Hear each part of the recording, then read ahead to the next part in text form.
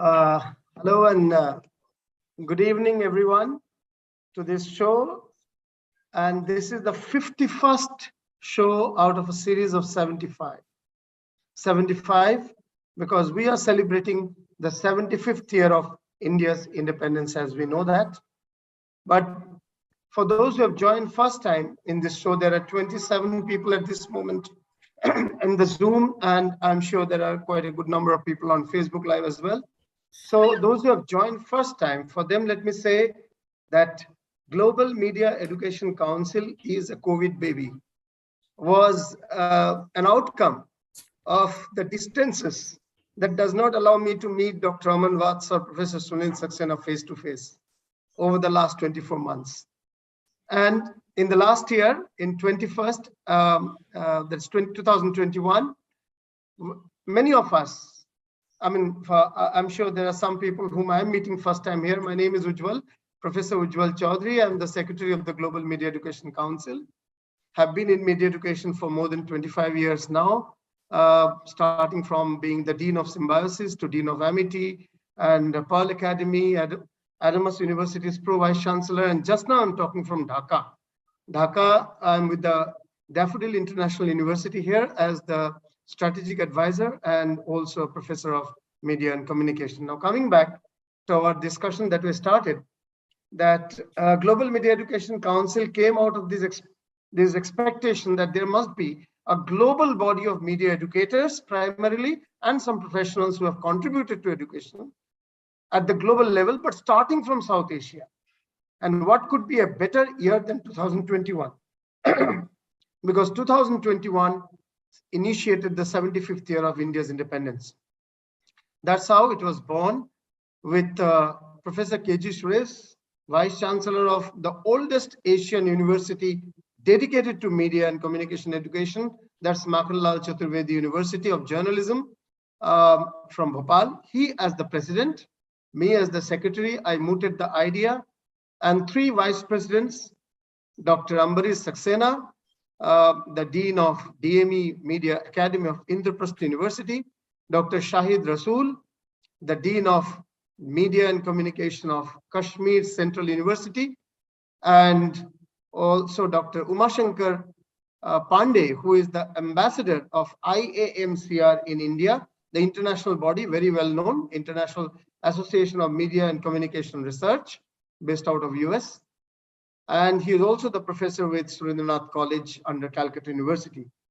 Now, apart from this India body, we have 9 vice presidents from 9 countries, including US, Kazakhstan, Australia, Greece, Nepal, Bangladesh, and a couple of more, Ghana. And we now have a special body of GMEC in Bangladesh. The Bangladesh committee is already made. So this organization aims to bring media educators and practitioners to reduce if not eradicate, at least reduce the gap that we have between theory and practice of media and communication.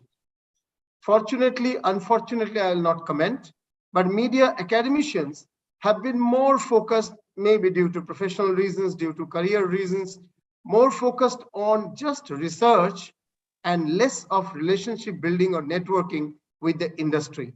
And the research often is more academic in nature than applied. So under the given situation, a large number of youngsters passing out of our universities, whether we love it to tell it, recognize it or not, they are not so much employable. And there is a crisis both in the industry and in the employability skills. And hence, there is an attempt to bring the industry and the academia together. In these 75 programs, as you will see today also, there are professionals and there are academics. And there are professionals who have turned into academics, all meeting you. And there are professionals and academics from India and at least one or more from outside India in each of these sessions. And in each of these sessions, we are also saluting and recognizing the yeoman work, the seminal work done by academicians of senior level and high reputation and stature as the 75 jewels of Indian media education. And one of them will be awarded today as well. 50 have been done so far, starting from the first Director General of IIMC, Professor J.S. Yadav, onwards till many others. 50 have been awarded and 51st will be awarded today. With this background of this program, moving on to the 51st edition, let me also note each of these sessions, which is around 1.5 to 2 hours, is becoming 1 hour edited film. This is going on FB Live, YouTube Live. And again, the edited films will be shared with 700 plus media institutes, departments, and colleges across the country and in South Asia, and a few outside like Ghana and others outside South Asia as well. The edited film, not the full version shared, because usually the edited will have a compact value, and compact viewing. And we are encouraging group viewing as well in every institute. Apart from that, 3 books are coming out. One book on titled 75 Jewels of India's Media Education, one book on all the research papers presented, and one book, Reflections on Contemporary Media and Communication, by the other speakers, whoever would like to contribute. We have already got more than half of these contributions as we have crossed 50 editions, and today we are on the 51st. My special task today is to introduce the leader of today's program. I must note that young professors, assistant and associate professors from all over the country have taken up the responsibility of presenting before you these evenings, and they are completely free to select their panel, topic, and everything. Today is the turn of Assistant Professor Ms. Shushmita Pandit from Calcutta. We have 40 of them, 40 working committee members who are managing, leading the 75 shows. And Shushmita's first show is today. She is an assistant professor of media studies at Future Media School in Kolkata, which is affiliated to Maulana Abul Kalam Azad University of Technology, or MAKAUT, which was earlier called West Bengal University of Technology. She also works as a radio presenter in All India Radio.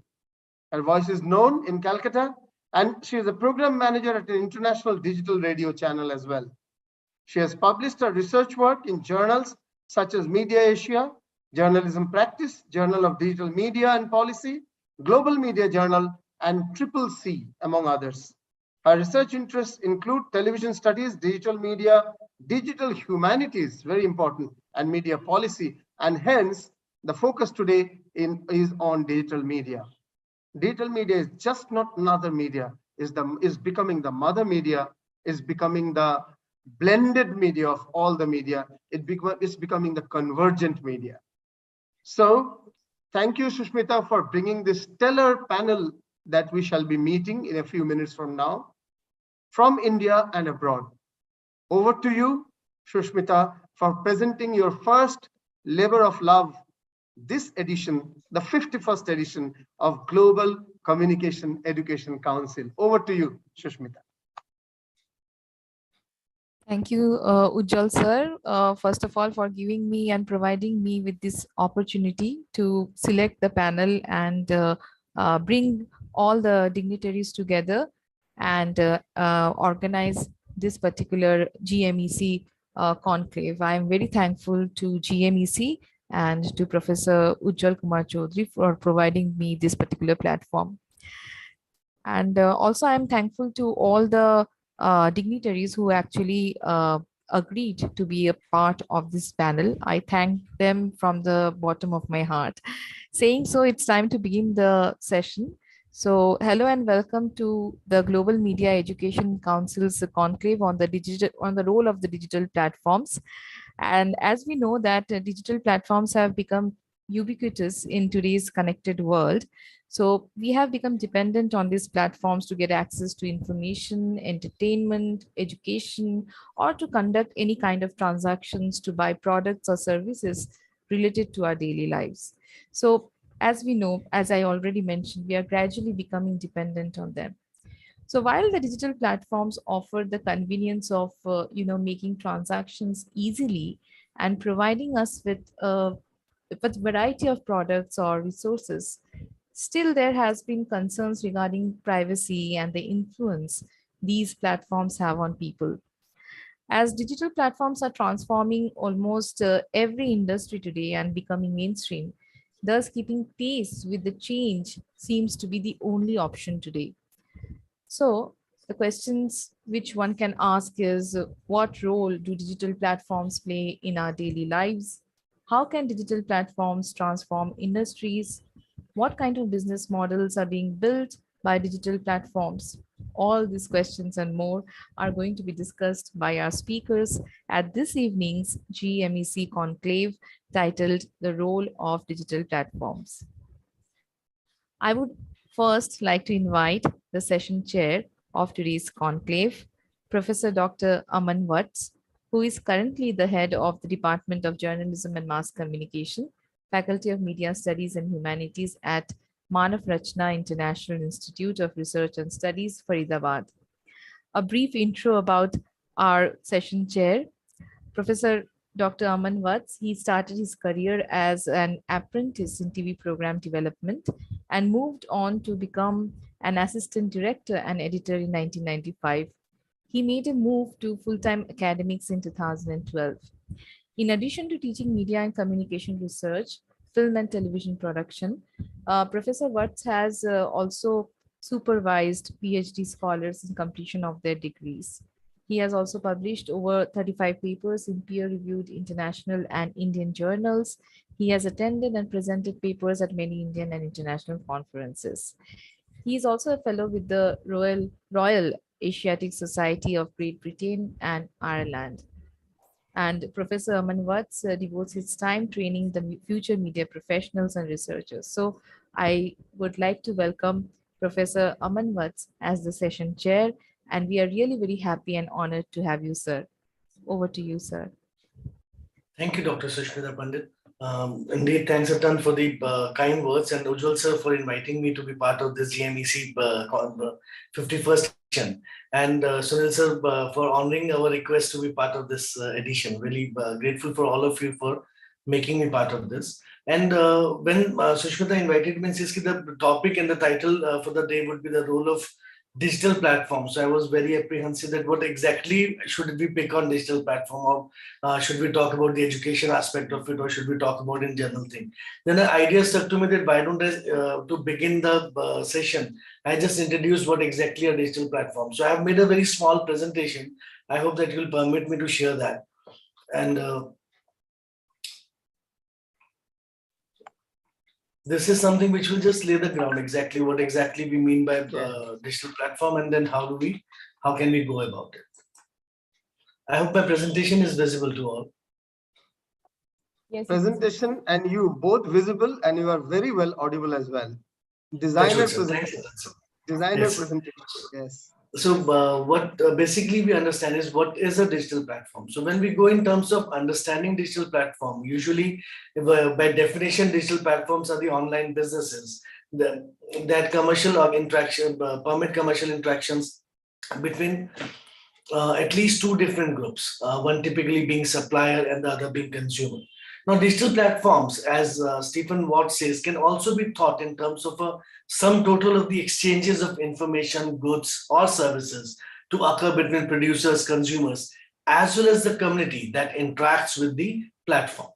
Now, having said that, platforms in themselves are not new. We have been quite often been aware of the concept of shopping malls, job placement services, the newspaper classified ads. They have been long part of the whole economy. And there is a well-established literature on the nature and roles of these platforms, with the consensus being that they offer seller and buyer a tremendous benefit, largely by reducing the transaction cost of finding other party to interact with in a very initial stage and a major thing.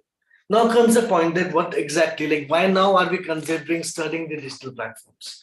Digital platforms have experienced significant growth over the last few time, and I would say particularly in the past decade, with respect to the adoption, diversity, as well as the innovation. Now, platforms have grown due to several reasons. To enumerate some, I would say increases in the internet adoption is one of the reasons the digital platforms have found new audiences as well as the credence. The maturation of the online advertising industry is something which has again participated in the growth of digital platforms.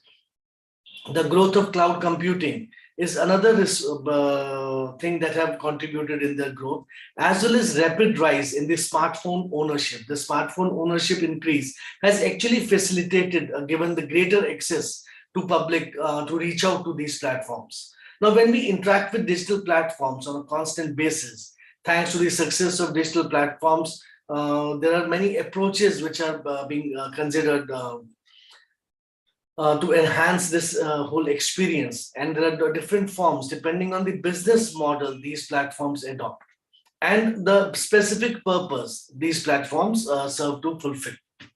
Now, if we look at the digital platforms, we can say we have social media platforms like Facebook, Twitter, Instagram, or LinkedIn. We have knowledge platforms like Stack Overflow, Quora, Yahoo Questions, and so on and so forth. With respect to media sharing platforms, YouTube, Spotify, and Vimeo are the prominent ones we talk of. And service-oriented platforms like Uber, Airbnb, Govt are the ones which are quite often talked about. Now you can see that digital platforms by no means are offering a new approach, but now that they are narrowly used, not even narrowly used, and they are in the used in the terms of particular use cases as the case may be. And digital platforms provide value to everyone within the ecosystem of the platform, and also provides opportunity for turning to profit, turning the revenue for the organizations which are created and are maintaining these platforms. And the digital platforms are successfully able to do so with respect to the model of the commercialization that they have. Like there are advertising model where by placement of products they are able to make money. Subscriptions are one way digital platforms are able to earn. Then pay as you go is a method where the revenues are generated. And you would see that most of the platforms are either going by one or combination of these mechanisms or some other mechanisms of increasing economic profitability for them. Now, what happens here is that we can describe digital platforms in terms of the essential pieces which when come together, they create this successful mechanism or successful digital platform. And these key aspects of digital platforms can be divided as per ease and use of ease of use, and as well as the immediate appeal to the users, the kind of fondness users develop for the platform, trustworthiness, and the security. As when Sir was also speaking, he says like these platforms have provided us a mechanism where suddenly the privacy of data and all those things have taken a credence. So in terms of making sure that there are clear terms and conditions are given to the users, as well as the privacy is protected, and those assurances for intellectual property and data ownerships are also taken care of, really provides credence for the digital platforms to flourish. Then connectivity through use of application program interfaces or APIs, as we popularly call them, which allow third parties to extend to the ecosystem and put in value addition for the platform as well as for the capabilities. Facilitation of the exchanges between users, primarily the producers or the consumers, is another component which really helps in propagation of the digital platform in a better way. Also providing value to the community. And as like I would say, function of the size of the community. And what I mean by here is the bigger is the community, the more value platform can provide to all the participants who are involved in the whole transaction.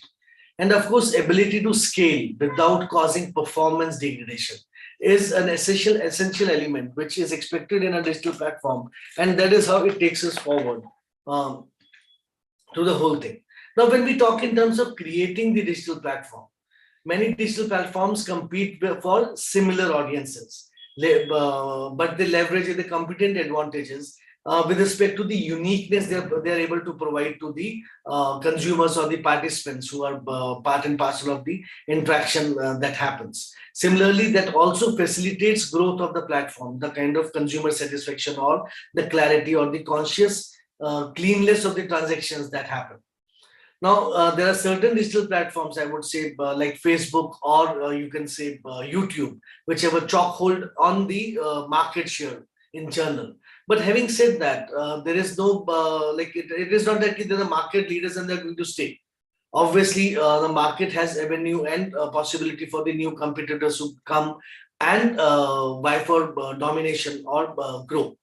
Most importantly, unseating the giant is not something which is a necessary step for you to find your own success. So we have seen that there are many platforms which have still flourished with the in spite and despite of the existence of these this thing. Now the interesting thing is that I intend to conclude here, and I believe that with respect to the session that Sushmita Pandit Madam has so consciously curated, I have been able to lay a basic foundation, and that would act as a basic platform for other speakers who are so renownedly gathered from all across the globe to give us their insight, and then we'll be able to take this discussion forward towards a conclusion. But before I do that, I have a habit of just sharing a few jokes here and there. So this one just came across to me, and somebody is talking about having a like someone not even being aware of a hard drive, and the other person says, "Oh no, I'm very well aware of the hard drive. I have just traveled through the country with my wife, three kids, and a dog." So I hope that when we talk of the digital platforms, we'll be a little cautious and we'll exactly know what we're talking of. Because another joke that I came across on internet was that why did computers show up late for work? And they said because it had a hard drive. So having said that, over to you, Sushmita ma'am, and we can take this discussion forward. I'm really looking forward to listening to all these luminaries who have gathered here. And I'm quite sure with their deliberations, I'll be able to learn and expand even my horizon, because ultimately it's even my purpose is to gain knowledge and learn from their experiences. So over to you, Sushmita ma'am. Thank you for giving me an opportunity. Before Sushmita brings the new speaker and speaks, I would like to briefly mention that this is a very good primer on understanding of digital platforms. I see that there are quite a good number of students in this audience, 35 just now on Zoom. And this presentation, if you do not mind, can be shared with Sushmita, and she can share with the students who are attending. Also, there are students from other places as well. And it's important that these basics must be clear, and particularly how can you monetize such course, platforms. How can you create content which is worthy of monetizing? This also there needs to know, understand. So over to you, Sushmita, to carry forward. Thank you, sir. I'll do the deep. Thank you, Ujjwal sir. Thank you, Aman sir. Definitely the presentation which you gave actually helped the students to understand the basics of digital platform. And as digital platforms, as I already mentioned when I gave the introduction, are becoming all pervasive in our daily lives. So it is very important to know about the business models and the ways in which they are influencing our lives and the ways in which we are negotiating with them on a daily basis. So thank you. The presentation was very good. We got a basic idea of what platforms are and the different kinds of platforms that kind of exist in today's world. Thank you, Aman sir. And moving on, I think we have with us our chief guest. He has already joined. So I would like to kind of invite the chief guest of today's GMEC conclave, and we are happy and delighted to have with us Professor Dr. Manpreet Singh Manna, who is the former director of All India Council for Technical Education, AICTE, and former in charge of the study webs of active learning for young aspiring minds, which is actually known as the SWAYAM learning platform. I think all the students are familiar with that.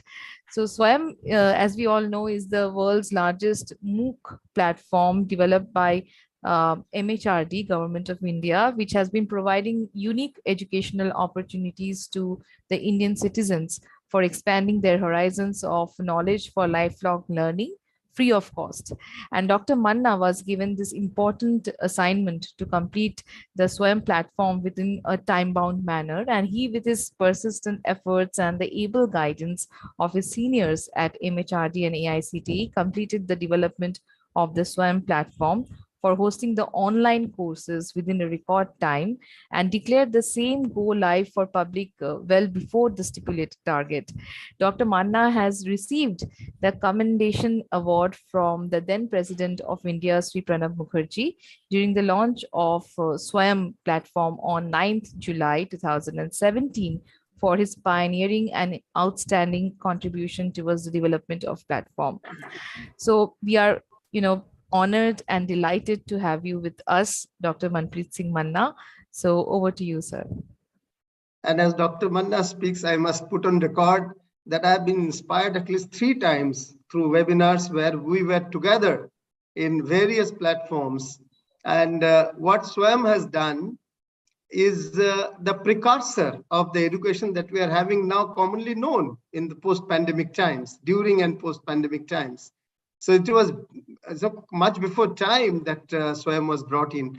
And thank you for being there, bringing in an world's leading and world's largest, if not leading, largest MOOC through SWAYAM, and inspiring many young people through your talks. I have listened to that, 3 of them.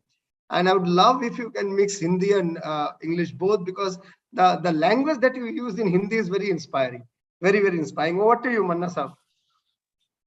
Thank you very much, sir. It's really a great moment for me to be present over here. And when I saw when Professor Ujjwal Chaudhary is there in the core team, so there is nothing to say else. Such a vibrant personality. Wherever he comes in any event, he just makes things living. So it's a really great moment, and connecting with all the great other distinguished speakers who have spoken before me and those are going to speak after me also.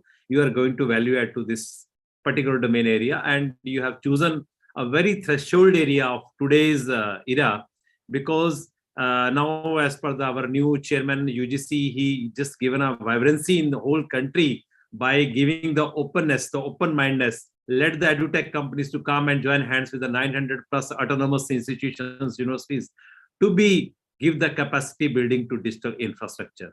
Yes, it is a call. Reason is very simple. If you say, is SWAYAM has to get successful. If you say our any kind of a ODL OL system, the policy given by Government of India to achieve the GER of 50% by 2030, it cannot be feasible, because the faculty is faculty. They know what to teach, how to teach, why to teach, where to teach, when to teach. But the delivery pattern, the digital curriculum, the digital delivery, until unless the companies, edutech companies will come and join hands. That is not only just a platform. Yes, the platforms are amazingly working in my country. And because of Indian platforms, not only Asian continent, I could see the global market. They are looking for the Indian edutech companies to come forward and to give this kind of solutions. Only not ERP, LMS system, and many more.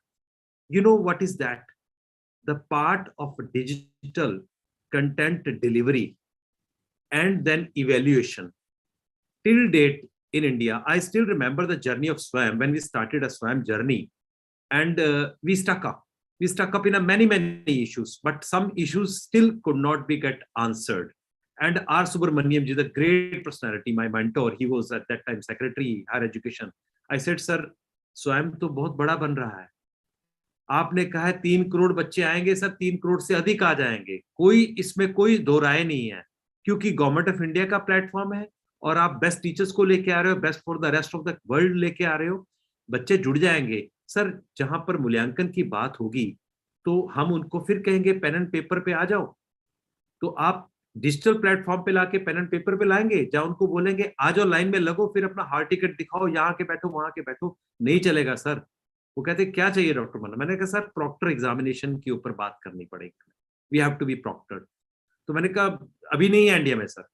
कहते सच में? मैंने कहा sir पूरे India में नहीं है, US की एक ऑर्गेनाइजेशन आई है, मुझे डेमो देके गई है, वो इतना भारी भरकम है कि हम डॉलर्स में हम पे नहीं कर सकते पर स्टूडेंट, क्योंकि स्वयं पर हम 1100 लेके भी रिफंड कर रहे हैं.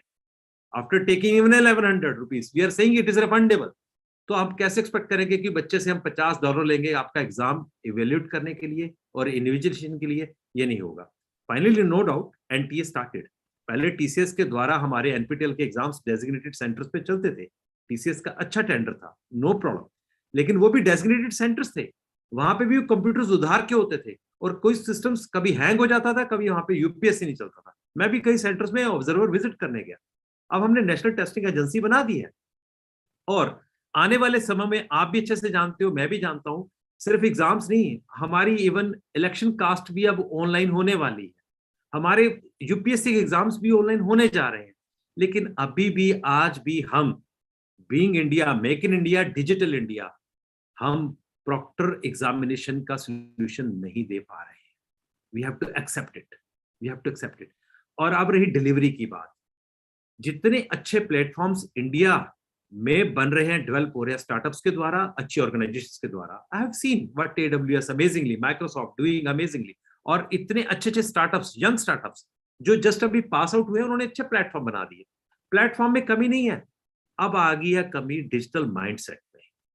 जो मेरी फैकल्टी है देश की, वो फैकल्टी कहती है मैंने 10 किताबें लिख रखी हैं, मैंने 40 SCI पेपर पब्लिश कर रखे हैं। मैंने कहा सर आ जाइए, थोड़ा सा बच्चों को ज्ञान देना है।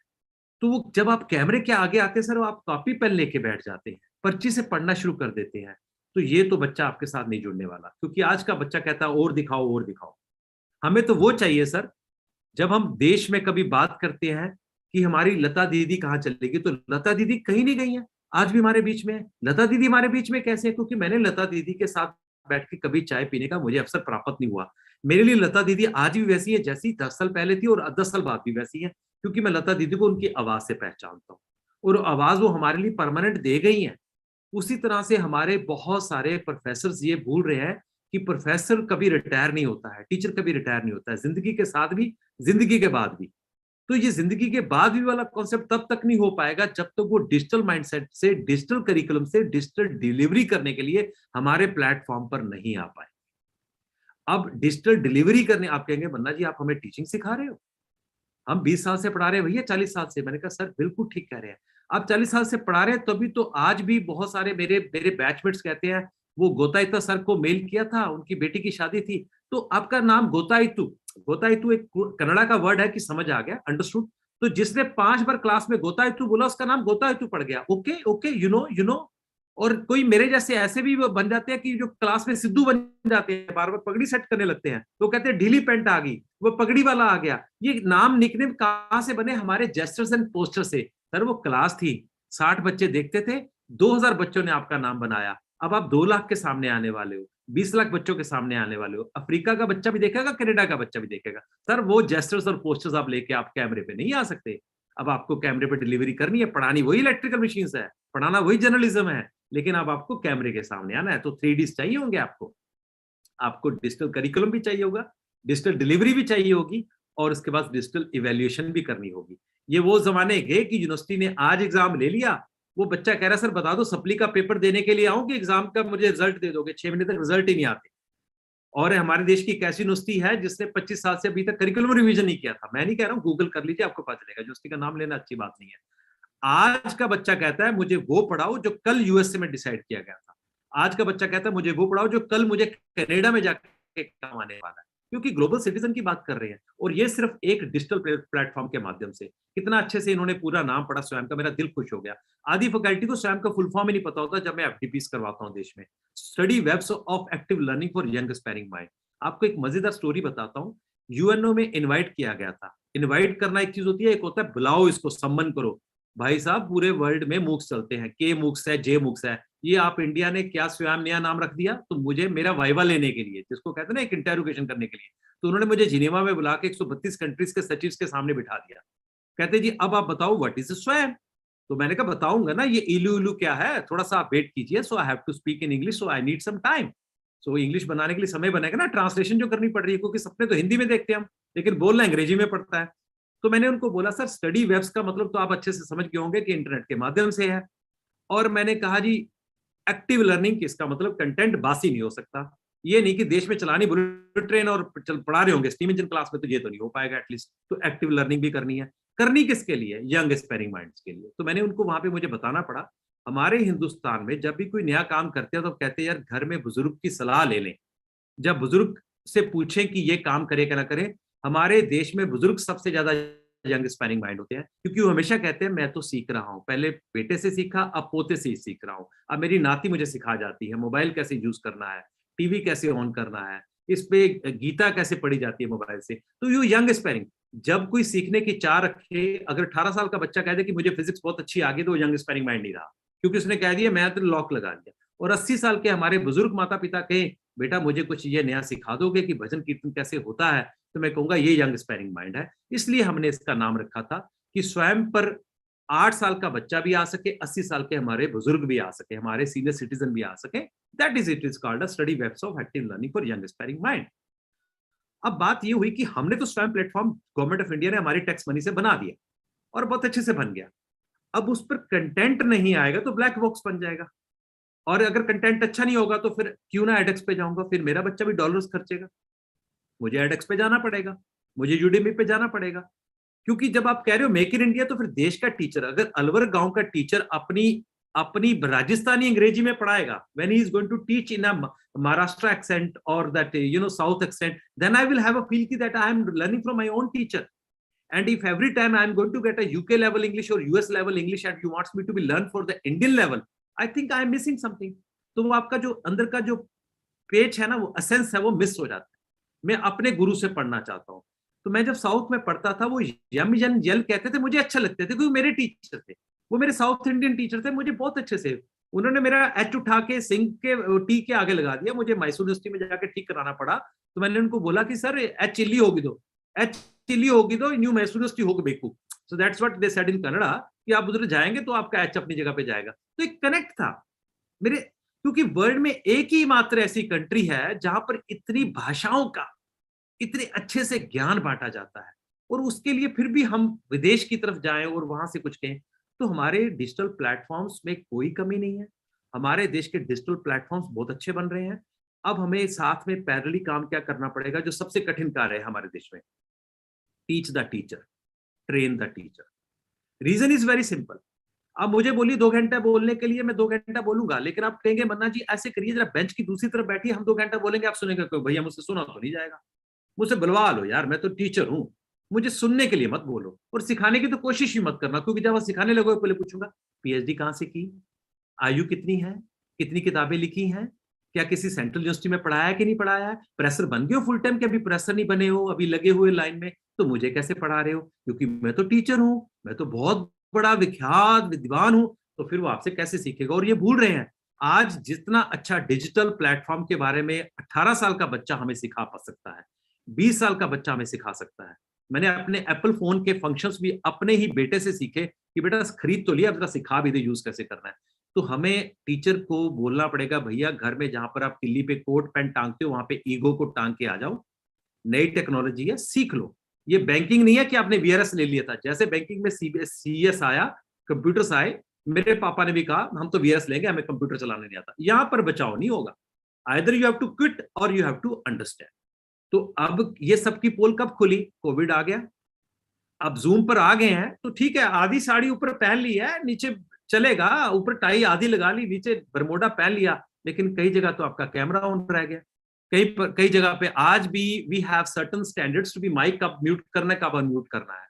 बहुत सारी वेबिनार्स में सर अच्छी तरह से जानते होंगे, बीच में आवाजें आ जाती हैं, बीच में सब्जी वाले की आवाज आ जाती है, फिर भी आवाज आती है यार 2 रोटी पहले बना दे, मेरा अभी एक सेशन चल रहा है, मीटिंग चल रही है। क्या है कि हम ऑनलाइन प्लेटफॉर्म तो ले सकते हैं, यानी कि घर में अच्छा टीवी तो ले सकते हैं, मोबाइल तो ले सकते हैं, अगर उसका सदुपयोग नहीं करना जानेंगे, तो हम उसकी सारी क्रियाओं को नहीं पहचानेंगे, उसके फंक्शंस को नहीं पहचानेंगे, तो वो भी हुआ हम मेरे देश में।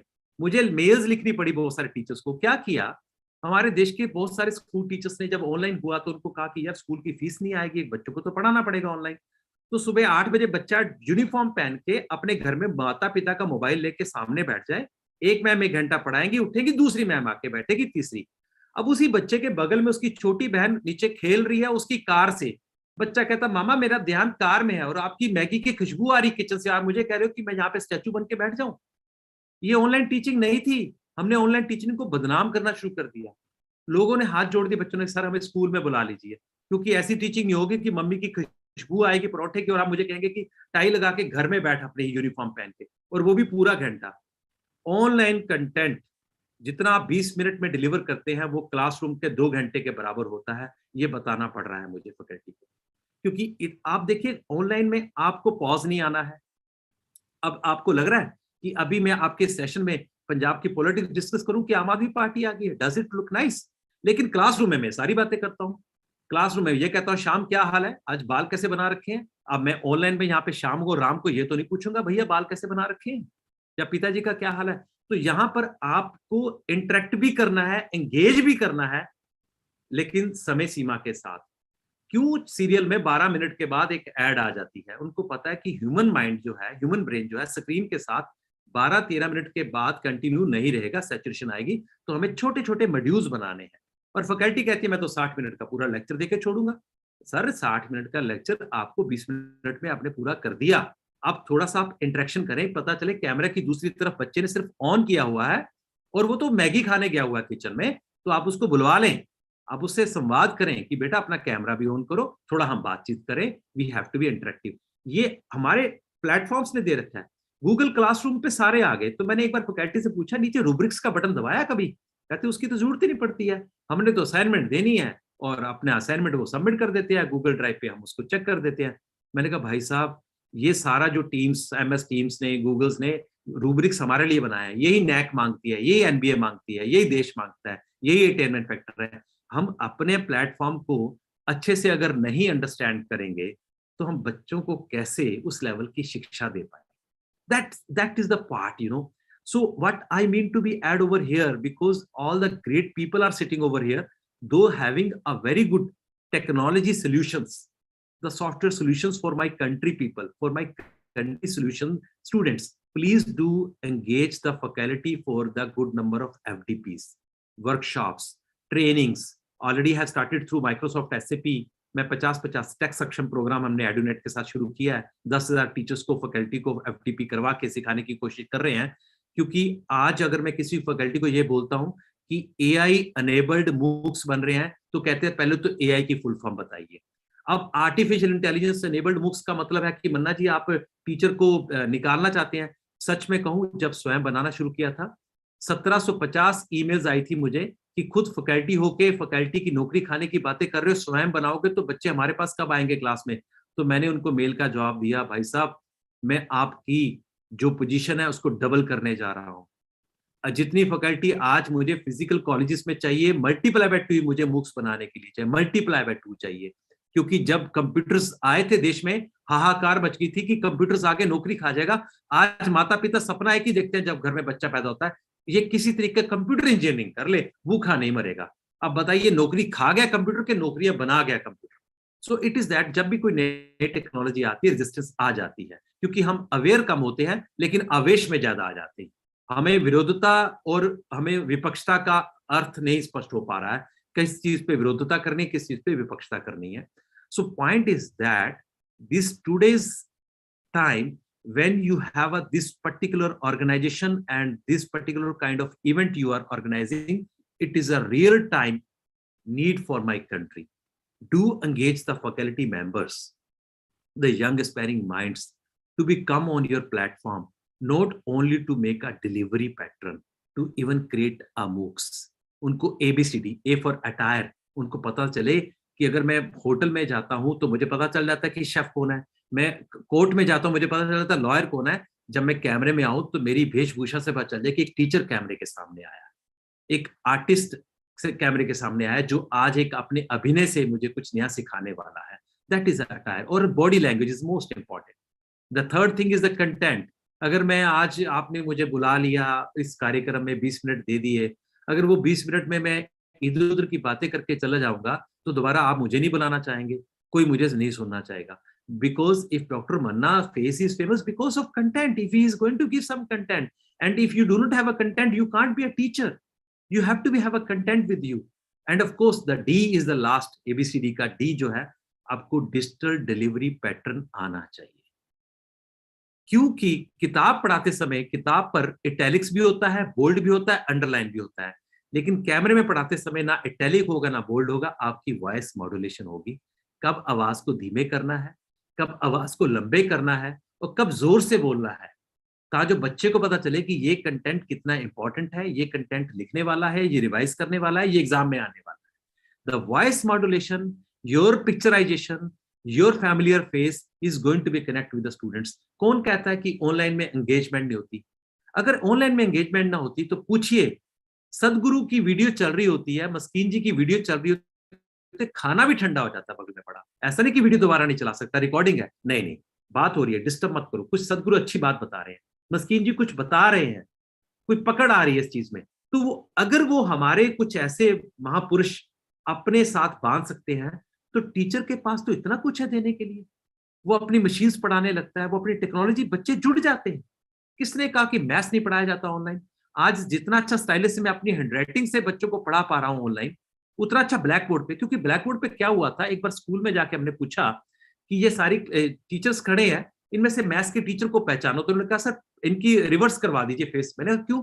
कहते सर हम पीठ से पहचान के बता दें कि मैथ्स का टीचर कौन है, क्योंकि जब भी वो आते हो वो ब्लैक बोर्ड की तरफ ही रहते हैं, उन्होंने सिर्फ इक्वेशंस लिखनी होती है, हमें उनको पीठ से पता चल जाता है कि ये मैथ्स के टीचर है।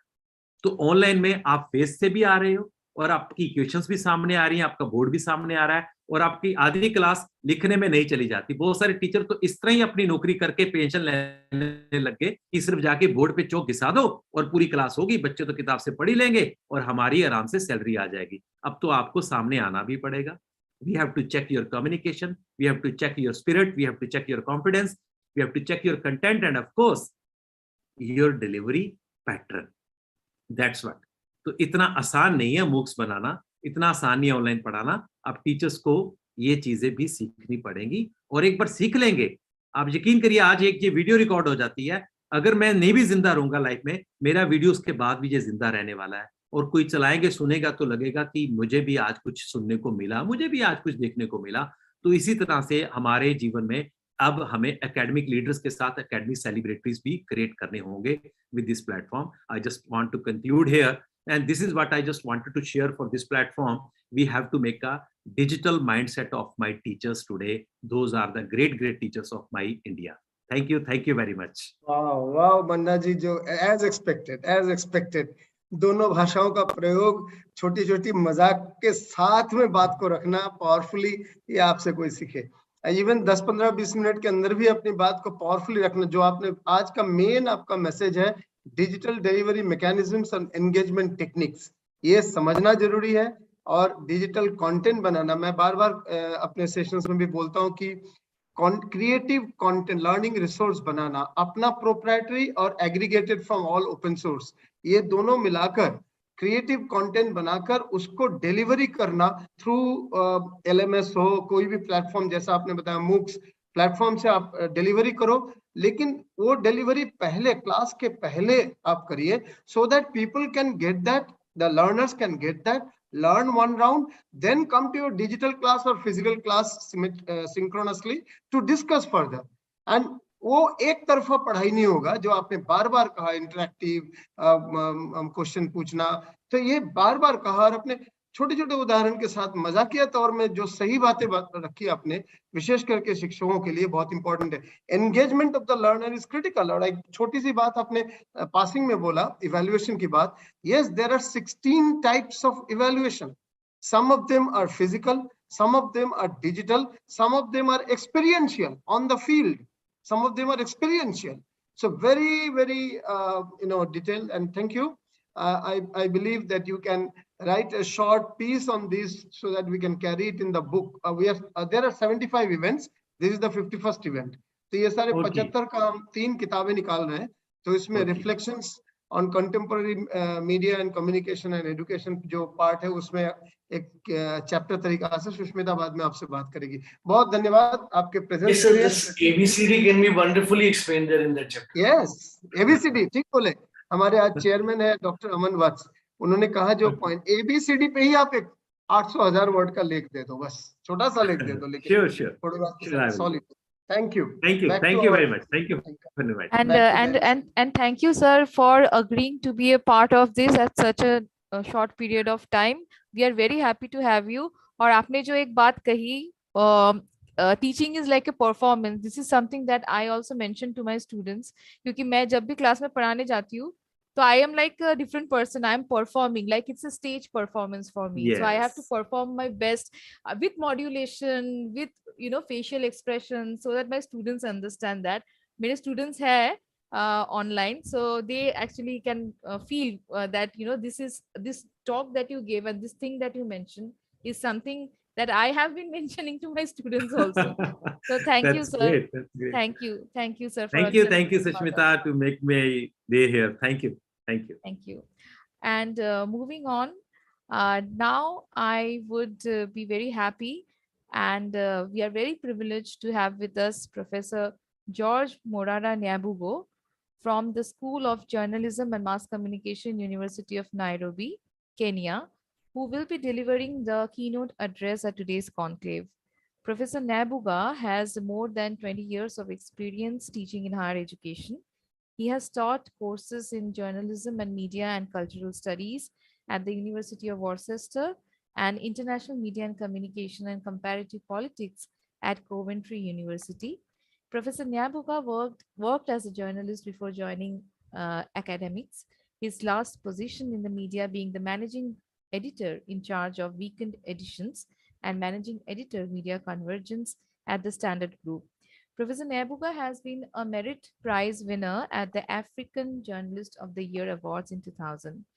Professor Nyabuga's research interests include the sociology of journalism, new and digital media, communication journalism and media theories, comparative media systems, media and journalism, politics, and democracy.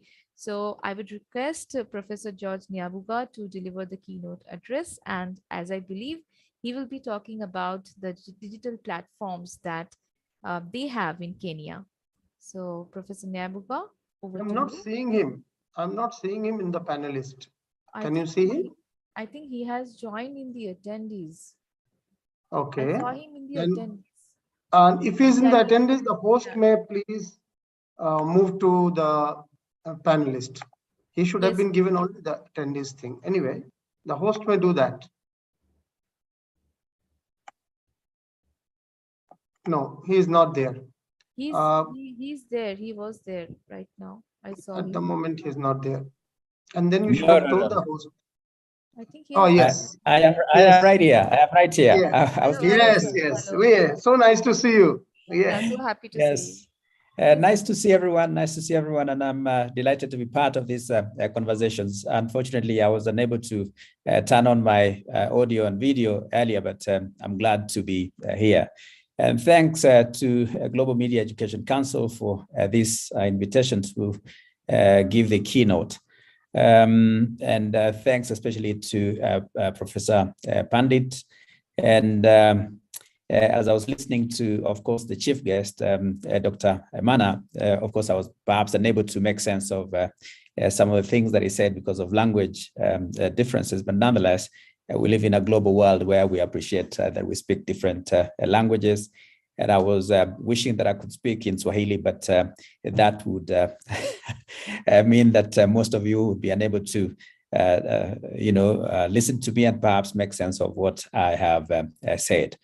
But as I was listening to your interventions, I obviously picked a few words and terminologies that I think are important in our understanding of the role of digital platforms, particularly in the world of media, in the world of journalism, and in the world of news, both production and obviously consumption. And words and terminologies like creative content, participatory cultures, and constructive journalism are especially important as we try to understand particularly the kind of roles digital platforms play in not only news collection, content aggregation, and consumption. And, I'm happy that platforms like these, like Zoom, obviously promote the kind of relationships that we have as scholars, as academics, and as media consumers, particularly in a networked and information society. Would not have been able to interact in such platforms without, of course, these technologies. And Professor Pandit asked me to speak on the role of digital platforms in news, entertainment, or social media platforms in Kenya, of course, and the effects they have on audiences. And this is what I will focus on. And I think I have 15 minutes to try and deliver this keynote address. So I'm hoping that I'll cover some of the important matters relating to the role of digital platforms, particularly in news collection and content consumption, and the relationship that, of course, media platforms or media companies have with the disparate audiences. And as I make this keynote presentation, I would like to start with a quote from a report that I saw the other day. And the report is titled "The Impact of Digital Platforms on News and Journalistic Content." And this is by Derek Wilding, Peter Frey, Sasha Molitoris, and Elaine McEwan. And the report is fairly detailed, but I picked statements that I thought would inform the conversations that we are having today. And this is the quote that I picked from that report.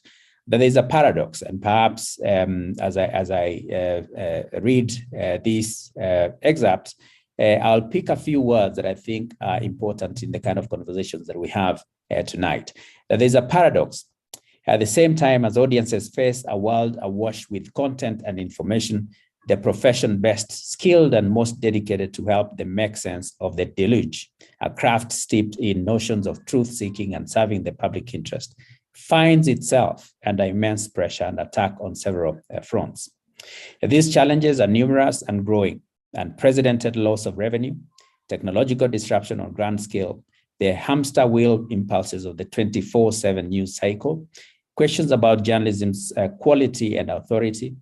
And they continue to say that there is an easy sense that something once permanent and unassailable is now up for grabs. The digital news agenda is now controlled both by news companies and the digital platforms that play a significant role in news distribution. And increasingly, the participatory public helps set the agenda too. In this multi-sided market, news media transact with audiences, advertise on digital platforms. Thanks to digital platforms, the relationship between news producers and news consumers has become more fluid and more interactive.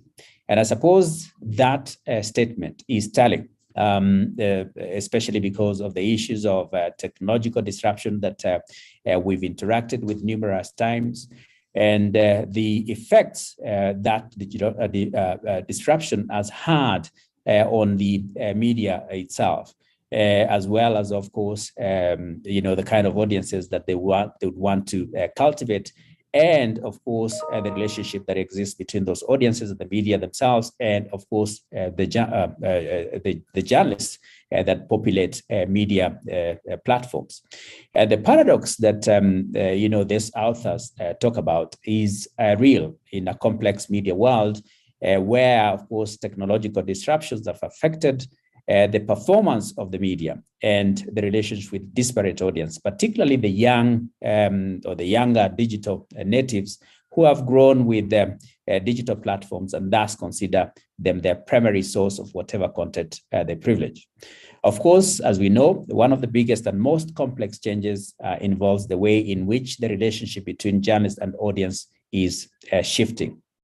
And of course, these shifts are oftentimes positive or negative, or indeed both. They could be both positive or negative, depending, of course, on the modalities of appropriation by both the journalists or media practitioners and the media on one hand, and the audience on the other hand. There's no doubt, of course, that audiences are oftentimes the biggest beneficiaries of digital platforms, because they are offered opportunities to access a range of sources of information or content that has not been subjected to production processes. We know that some of those production processes are informed by various issues, including, of course, the issues that the factors like ownership, advertising, and even the supporters and government relationship, or the state relation between, the relationship between state and the media itself sometimes affects the kind of productions that we see in the media. But despite, of course, all these challenges, there are arguments that digital platforms have transformed the distribution and consumption of news content and affected the complex competitive dynamics between news publishers and the digital platforms themselves. But what we know, especially in Kenya, but around the world, and even considering what is going on, for example, in Ukraine, where Western media seem to be driving the agenda, the conflict agenda, the war agenda, and the discourses that we find in the digital platforms of that public sphere, that whatever information there is on those digital platforms may not always be credible and thus reliable and trustworthy. This is especially given the amount of misinformation, malinformation, and disinformation. And of course, perhaps the word that has become more common is fake news. We remember during the era of President Trump, always calling, established media houses the purveyors of fake news. And of course, he went on to label digital platforms like Facebook and Twitter as part of that system of fake news. And we know that whether it's misinformation, malinformation, or fake news, that kind of information is perilous to society and may have negative consequences or impact on the relationships that we see in society, and especially in a society where we have different groups that may identify themselves based on religion, based on ethnicity, and especially where we are in Kenya or Africa, where that relationship is based on how we identify ourselves. And consequently, of course, that fake news, misinformation, it would have a negative impact on the relationship that those groups may have. And of course, on important matters as democracy that tend to rely on, credible and reliable information. Reliable and credible information on one hand, but also the fact that the media ought to offer a platform through which people can engage with one another, people can engage with information, and people can engage with other actors in society. And the quality of the interaction, the quality of the discourses that we have on those platforms is of course based on the quality of information. So if you have misinformation, if you have disinformation, and if you have fake news, then you can imagine the quality of that public sphere and the discourses themselves and how they inform important matters like democracy would be affected. And thus, we can then conclude that, in a modern society where, of course, we become enslaved to some extent to some of these technologies, there may be serious concerns about the quality of journalism, and the authority that we at one time perhaps ascribed to, the media. Granted, of course, digital platforms have helped us as consuming audiences to become, creating audiences. I remember one of the earlier speakers talked about the relationship between, on one hand, consumers and producers, and consequently, we start to see the use of the word prosumers. Prosumers, people produce information, but also share information, and consequently become content producers. So the creating audiences become an important factor in the quick ecosystem that we find ourselves. And the prosumers have become especially important, especially in an environment where the established commercial media houses want to appropriate the spaces for profitability. And when we look at Marxism, for example, we see that there's the increasing incorporation. Here we look at incorporation as the media incorporating these platforms, the digital platforms, and of course the digital technologies in their business strategies, business strategies, as they seek to survive in an increasingly difficult economic environment and political environment in some situations. In a fluid political environment like the one that we find in Africa, the incorporation of these technologies, especially to the big media businesses, sometimes is perilous to key institutions like democracy. And then what we see is that the influence of course, digital platforms in content production is always important. The issues of immediacy, for instance, the issues of instantaneity have become critical to the way media operates because sometimes people want to consume raw news.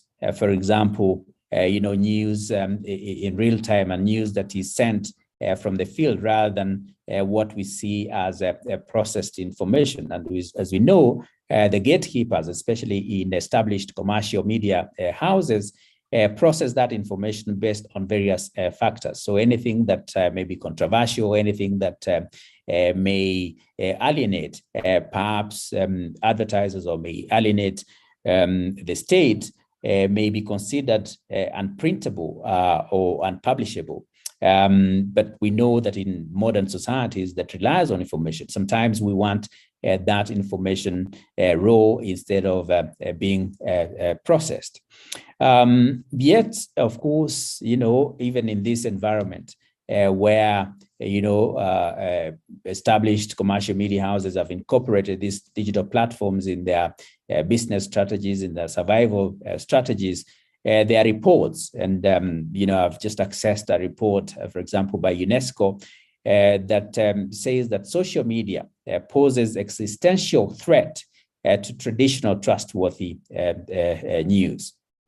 And the argument and that conclusion is based on what UNESCO posits as, that in the last 5 years, for example, both news audiences and advertising revenue have moved in huge numbers to internet platforms with only 2 companies, and that is Google and Meta. Of course, that is the company that owns Facebook, controlling almost half of all global digital advertising spending. And we know that, of course, this existential threat posed by these big tech companies is serious because they often exploit profit. They want to benefit from the sweat of journalists that are especially based in the global South. The irony is that they hardly invest, of course, in the development of original content themselves. And this could be seen as, a capitalistic, society and, companies that, use, of course, their power, use their position as, huge media houses with a lot of resources to exploit journalism, to exploit media. But what we know is, of course, especially when we look at Meta products, and this would be, Facebook, but also WhatsApp. I think WhatsApp is increasingly being appropriated by a lot of people around the world. What we see is that there's a lot of publication or a lot of information therein that is not credible and is not trustworthy at the end of the day. In addition to that report by UNESCO, which looks at the dangers and the threats that are posed by social media, there's another report done by the Organization for Economic Cooperation and Development titled the Competition Issues Concerning News Media and Digital Platforms. And that report argues that some digital platforms have reduced incentives to produce quality content. And by affecting distribution and curation of news, digital platforms may also be amplifying misinformation and disinformation. And we can see how that works. And when we're looking at the relationship between quality journalism and incentives to produce quality content or quality journalism is, of course, affected by the fact that, if you produce information, if you produce content and you're not benefiting from it, or you're not at least getting some money from it, then, that creates a situation where the media houses, especially in the global south, do not want to invest in the more expensive typologies, say, of journalism. This may include investigative journalism, but also media productions, including film or documentaries or current affairs. Instead, they may just want to focus on press conferences and such cheaper ways of producing content. But we know that, of course, based on that conclusion by UNESCO, and media organizations around the world, as well as journalists, that social media, especially because of the amount of misinformation, disinformation, and all these fake news that we hear, poses also that threat to and reduces the incentives to produce quality journalism. This is especially because of the fact that the relationship between news consumers and journalism and the media has been affected in one way or the other. Yet, despite all these challenges, of course, we cannot ignore the power of digital platforms because people, we, the ordinary consumers, have a right to that unprocessed information from media companies that seemingly incorporate digital platforms into their business strategies and thus obsessed with profitability instead of serving public interest. We know that public interest has become increasingly important when we consider the place and the roles and obligations of the media in sometimes contested spaces. When we look at, for example, what is going on in Ukraine and, look at how Western media, companies like BBC that we tended to trust and relied on for information, we start to question their capacity to provide objective information. But of course, even though we want to rail against digital media and platforms, we know that they are foiled, of course, that power of the traditional media, the powerful established media houses, and they are able to dismantle the capacity of the various gatekeepers, whether they are editors, whether they are owners or advertisers, to influence or even manipulate that public agenda.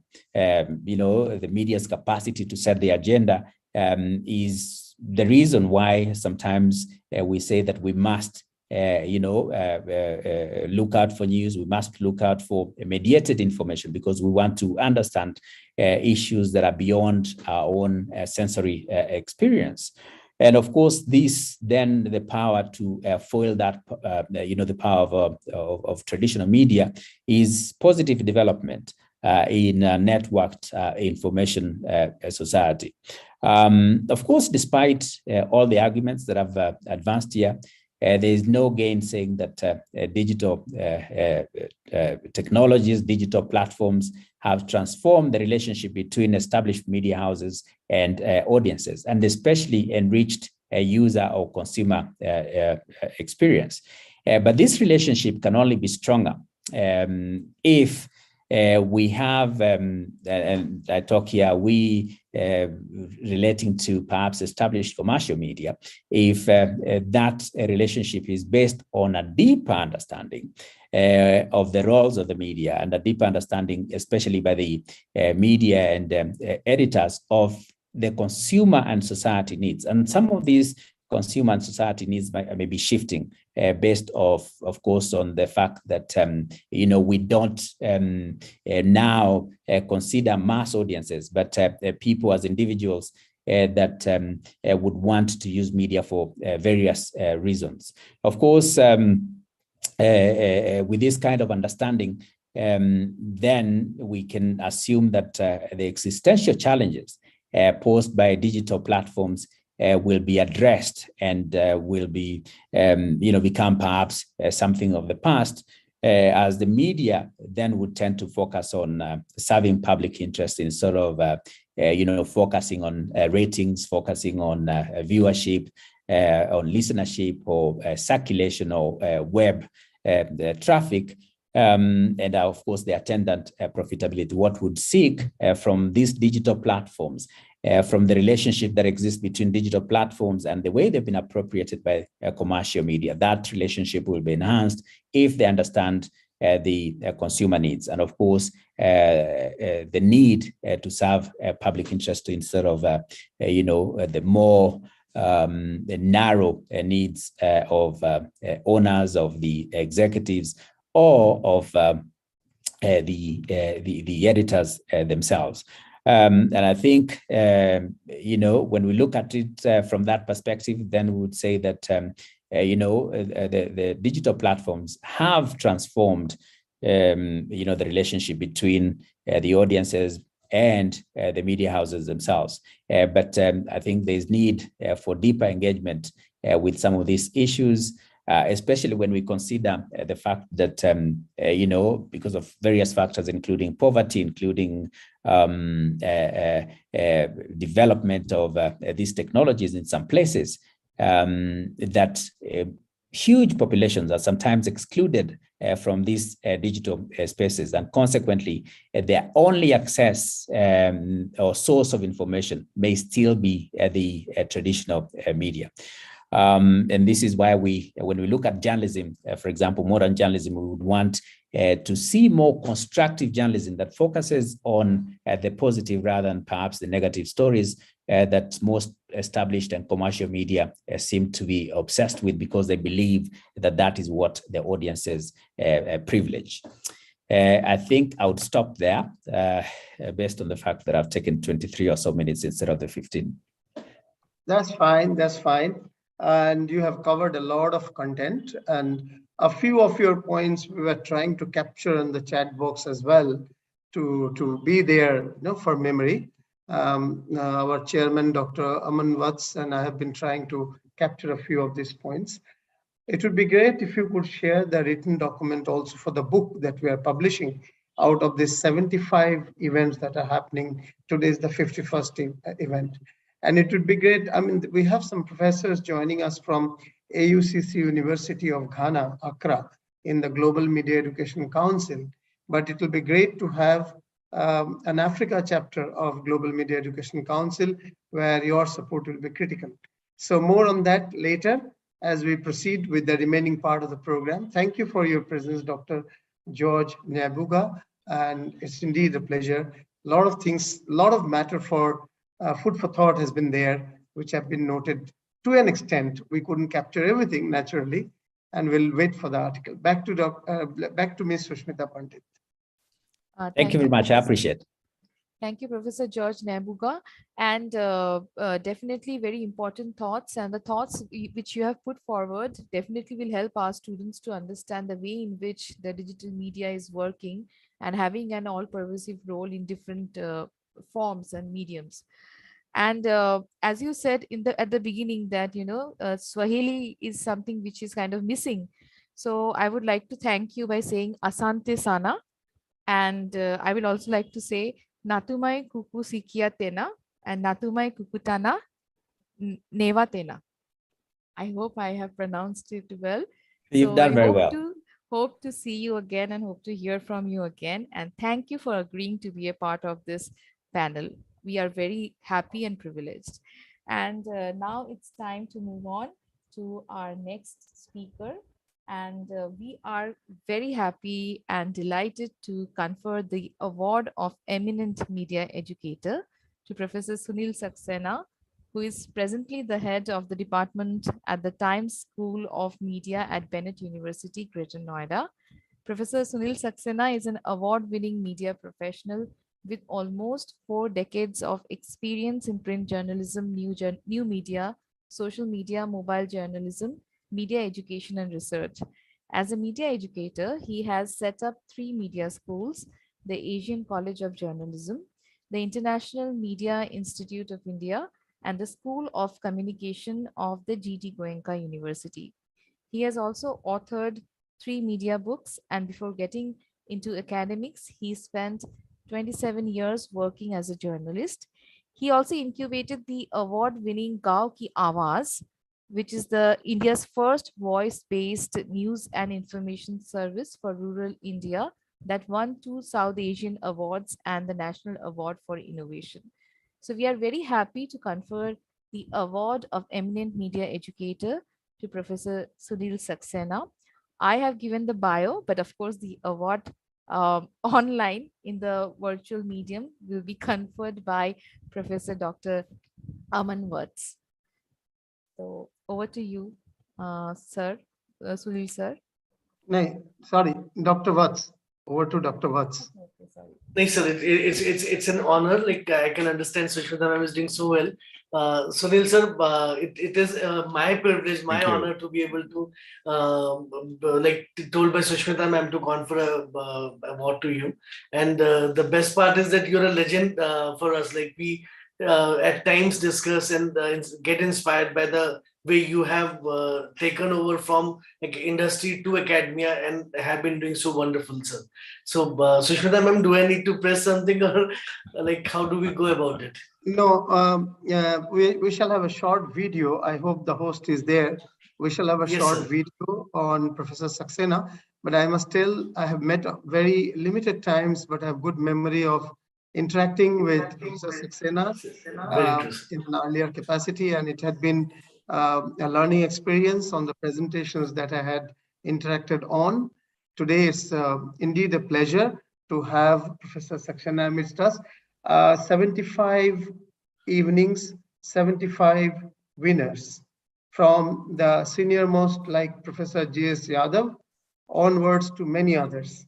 So the education, media education ecosystem community is presented with the 51st gem of 75 gems of Indian media education, Professor Sunil Saxena. The host may play the short video. The host may play the short video, please. It seems there is a gap. Professor Saxena, let us listen to you, and we'll have the video at the end of your talk. Over to you, Professor Saxena. Thank you. I cannot thank you enough for giving me this honor, for giving this award to me. It means so much to me, and especially as you mentioned, you have already given it to 50 legendary media educators before this. Thank you very much. It's been, of course, a long journey for me as a journalist and then as a media educator. There are so many things I would like to share with you, but primarily because we are talking about the digital platform and some of my thoughts on how media education needs to change in accordance with the requirements of the industry. This is, we've already been sitting here for more than an hour and a half. So I would try and keep it very short, though I penned down a slightly longer piece of my thoughts, but let's keep it short. And I'll just very quickly talk about how I see the digital platforms changing media education and what the media educators need to do. So, I mean, I don't have to go into telling you that the changes have been revolutionary and disruptive, but what to me is very important is, sorry. वो बोल रही हैं कि मैं आपको guide कर दूंगी, but guide करेंगी तो भी मैं कैसे कर पाऊंगी? मैंने पहले कभी I think please everyone needs to mute their mic. मैंने तो अभी mute yourself. मैंने है ना ऑन तो Please mute yourself. Host, mute yourself. Okay. Chaliye. Yes, Please sir, continue. I'm sorry. Sorry, no problems. Absolutely no problems. So very quickly, what I would really like to share from my heart is, and what Professor Ujjwal Chaudhary had mentioned at the start of the session, you know, even before the media revolution burst upon us, the industry was not very happy with the students coming out of our universities. The industry wanted the students to be more industry ready, more skilled. and I'm sure all of you have heard this concern at different industry forums and conference. The digital revolution has turned what was a manageable gap between the industry expectations and the university pass outs in the 20th century. And this seems to be a gulf that threatens to widen with every technological breakthrough. So as media educators, it is essential for us that we try and narrow down this gulf between industry requirements. And I'll just mention 2 or 3 things here. The first is that the media programs or curriculum should now start bringing, or rather marrying storytelling with technology. See, so far our education has been trying to teach storytelling to the students, but now it is extremely important that the foundation for storytelling be laid, and that foundation can only be technology. So what it means for us is that we need to be tech savvy. It is not enough. It simply is not enough to teach the 5 W's and an H. It is more important to understand the software and the applications that the industry uses and which the consumer uses on his devices like the mobile phone to access content. We also need to look at how the information requirements have moved much beyond the traditional media. Today, we talk of mobile journalism, we talk of social media, digital marketing, digital PR, web series, data journalism. There is and let's not forget the media influencers. And what really I'm excited about, though I understand very little about it, is there's yet another revolution, a technology revolution waiting to happen, which will take storytelling into another realm. And that, as I said, I don't understand it fully, but whatever little I've understood, blockchain is going to make publishing a very different entity. If internet was a revolution, blockchain is going to be a much, much bigger revolution. So as educators, we need to kind of educate ourselves also about it as to how to keep pace. Let me also stress on one point that Professor Ujjwal also had said at the start. What kind of research should we be doing when the revolution, the digital revolution is upon us? Should we continue with the same kind of research that we do? That is research that is meant to end up only in journals, or should we move into applied research? And I think today we are poised for the first time in India where we can guide or create models for the industry, because technology is something that we as educators can learn.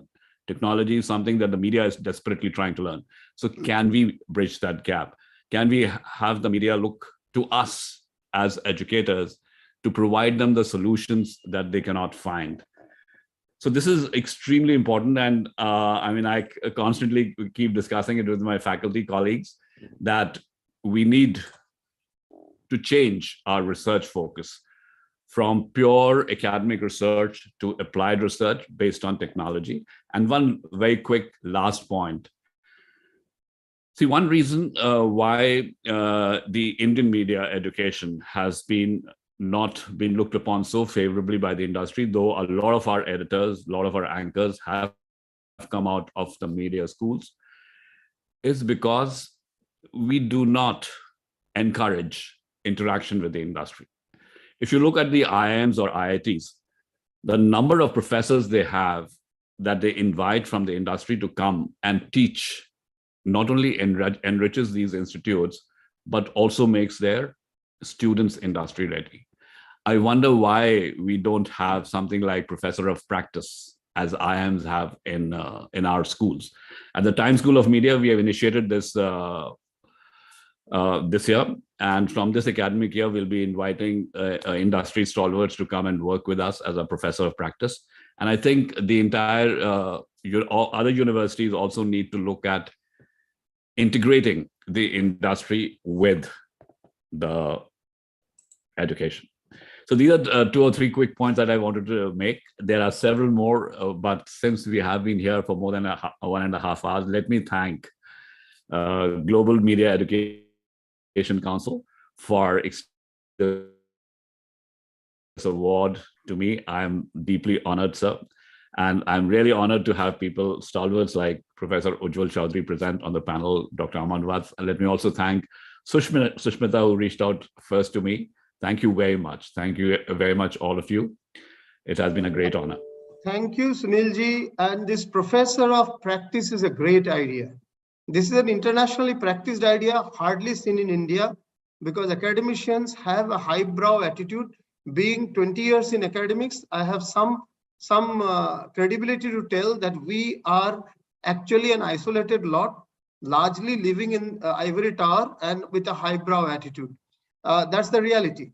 And that's the reality I'm trying to confess, even after being the first dean of Symbiosis Media School, the recent Vice Chancellor of Adamas University, and the first dean of Amity Media School's media course, Amity University's media course in Mumbai. Even after that, I'm accepting that this is a reality. Research is highly remote and isolated from practice, because the research is focused only on publications and only to get the PhD degree, to move from assistant to associate and associate to professor. That's all. When the purpose is very personal, it cannot be a matter of utility for the larger audiences. Thank you for bringing that point. Maybe we'll work something, a concept of professor of practice we can develop with your support in GMAC, and then share it with the 700 universities and institutes that we have reached out to so far. Thank you for bringing this up. Sushmita. Thank you, Professor Sunil Saxena. Thank you, sir, for agreeing to be with us today, this particular day. And thank you for agreeing to actually receive the award. And we are really honored and very happy that you have agreed to receive this award, and the points that you have mentioned, especially the point on, doing research by involving the industry, so that our research becomes much more focused on the needs of the industry, as well as to understand the way in which the journalists or the people working in the industry work, and the kind of things that they require from the students to work in the industry. I think that kind of research, if we as academicians can also do by gaining access to the industry, I think it will be great. And I think industry should also kind of, like the way it has happened in the Western world, they also should provide the access to the academicians to actually look out at the ways in which they are functioning, so that we become better researchers. And thank you, sir. Thank you for agreeing. Very well said, Sushmita. Very well said indeed. There should be reciprocal. Yes. Industry coming to learn from, coming to train the students, the learners, and also academicians going back to industry for short sabbatical period, and even picking up ideas and also sharing research-based outcome. Very well said. I think right now the industry is also kind of accepting that, especially with the Right. coming of digital Exactly. platforms. I We think will the have new platforms. We have Yes. seen that there have been people, young people who are actually wanting people from the academics to also come and to research and to know more about their platforms. I think it has become much more open, and I think Right. in order, and this particular thing will be addressed by our next speaker, and we are very happy. Yeah, to no, have just a with minute, us. just a minute. We have a video remaining of the award winner. Can I request the host to please play the video? We'll have a practitioner speak next, which will be bringing this entire discussion to a mature level. But before that, the video. Can I request the host to play the video, please?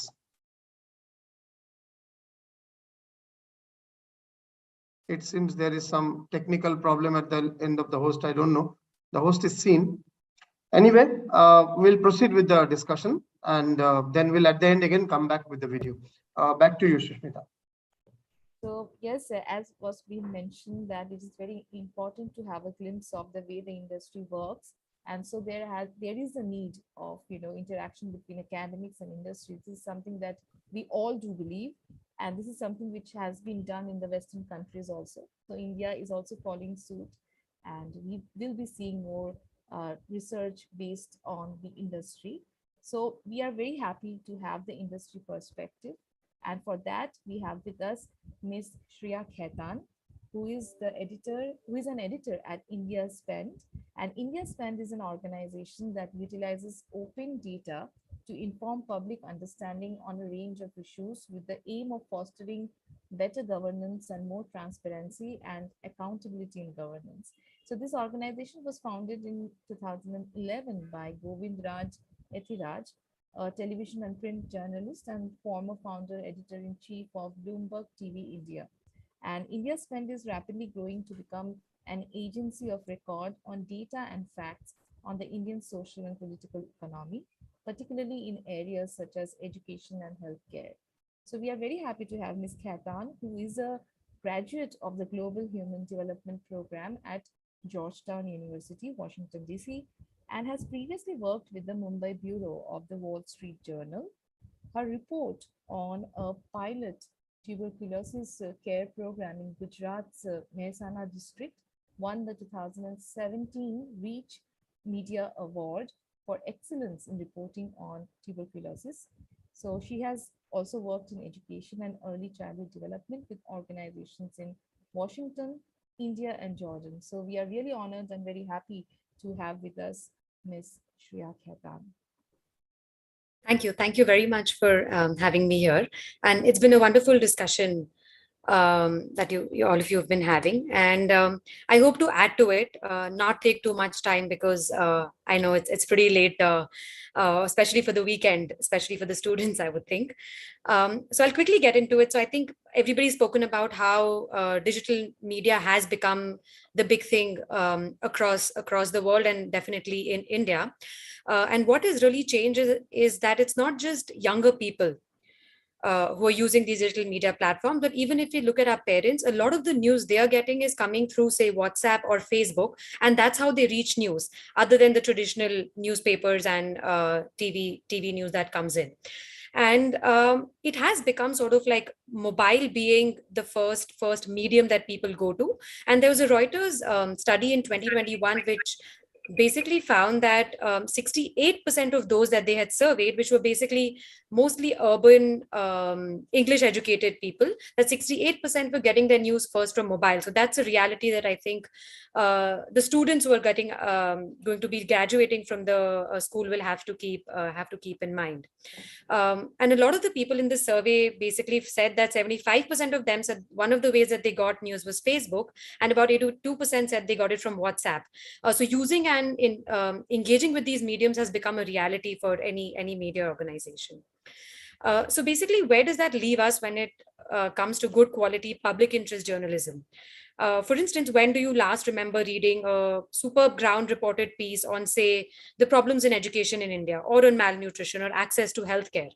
And I really hope that it hasn't been very long, because what has happened with digital media is that it has opened up opportunities to a lot of journalists to do this kind of reporting, and for it to reach a larger audience because of the reach of the internet.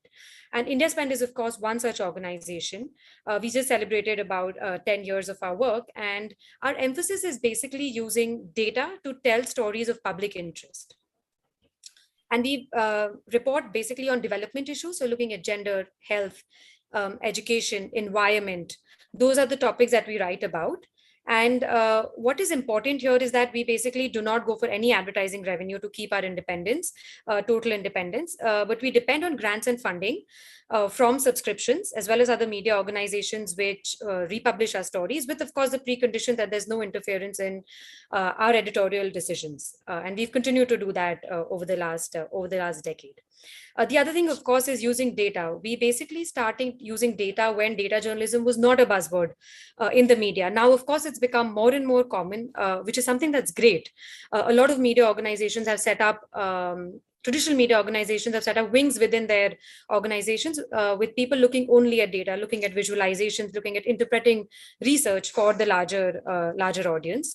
And why it is important to look at data is something that Hans Rosling, who's considered like almost a deity where data is concerned. He has said it in a 2009 talk that he gave for TEDx, when he spoke about how when you have data and you find that your mindset does not match the data set that you have, one of the two things needs to change. Either your mindset needs to change or the data set needs to be updated. And that, I think, is a very good way of using data in journalism.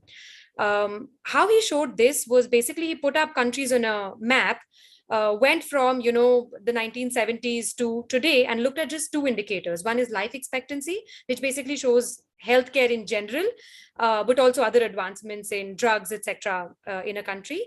And the other thing that he looked at was the number of children a woman was having in the country, which is basically the fertility rate. And when he asked his students, how do you see the world? They basically said, okay, there are two kinds of countries. One is the Western world where, everything's going really well.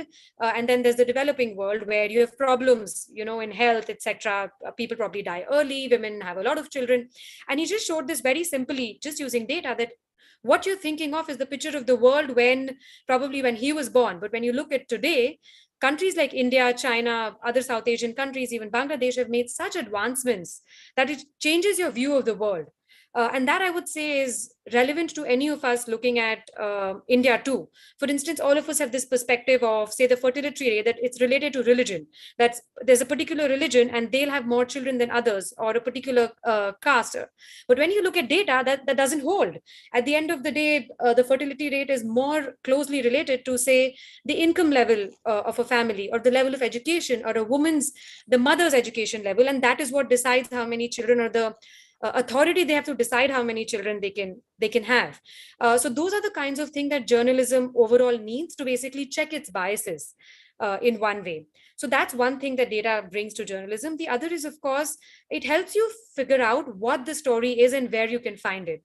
For instance, for the students, if they wanted to write something about the water problems in India, a good way to do this would be to look at water data and look at where there is no access to piped water, for instance. And you go there and figure out why there isn't any access to piped water. And that's a story that delves into the problems that India currently has and what could probably be done to solve those problems. So that's one of the things we also do. The other is, of course, checking data, which, of course, like people use all the time. And data, if as somebody said, that if you torture the data long enough, it'll tell you, it'll sing the story that you want it to. The reporting in journalism keeps a check on that data too. You can verify whether the data is actually telling the true story or not when you go to the ground and check that against your ground report art. So it's a two-way street, I would say, and that's something that all of us would need to keep in mind. We also have to be really careful with data when we try to use it for reporting, even for otherwise to make conclusions about the world. For instance, if you look at crime data in India, which the National Crime Records Bureau puts out every year. So if you look at the 2020 report, you'll see that the crime rate of IPC crime that the Indian Penal Code recognizes, the rate of crimes is much higher in Maharashtra than it is in Uttar Pradesh. Now, if you were to simply look at the data, the story would be, oh, UP has less crimes, Maharashtra has more. But that wouldn't be true, because you'd have to go to the ground, you have to talk to people to understand how that data is collected in the first place. Is the problem in data collection? Is it how they're defining crimes? Is it basically the agency that somebody has to report a crime and the police station which is registering the FIR? So that is how you'd have to be very careful in how you interpret data. The other issue that I see generally happening around is when two data points are correlated, that is, if they're moving in the same direction or moving in opposite directions. For instance, if you take, for instance, prohibition. If you say that Bihar having prohibition has led to a decrease in murders in the state, which I think was a reported story in a newspaper in a national daily a couple of years back. It doesn't make any sense. It's, of course, the data is showing you that, but has one actually led to the other, or the two have just gone down because of separate reasons? And that's something that when journalists use data, they have to be very careful about. Is it a correlation, or is it a causation with one thing leading to the other? So I think those kinds of things students should be careful with when they decide to get into using data for stories. One of the things I think Ms. Pandit told me that students might be interested in is using visualization tools, and what kinds of tools exist to interpret and show this data to their audience. So I'll mention a couple of them. One of them is called Infogram. It's a user-friendly tool that they can use to interpret their data and make it into graphs and charts. It gives you options to make different kinds of charts, to have different kinds of pop-ups and tabs, so you can show the data easily. It has limited flexibility, but often for basic stories, it would work pretty well. Then there's one tool called Flourish, which is again available online. They can look it up. It's more flexible than Infogram. It can give you the option to create pop-ups when you create charts. So if you hover on the chart, you can give more information to your reader on what it actually means. That's another one. Then there's one called Tableau, which is very, very popular. A lot of organizations use it across. And the thing with Tableau is that you can actually customize every aspect of your chart, but it's a little more difficult to use than the other two charts. Then, of course, if you go into more deeper building from scratch visualizations, you would need to know programming languages, which, of course, somebody who's really interested into doing visualizations and take this as a career option, that's something they should explore.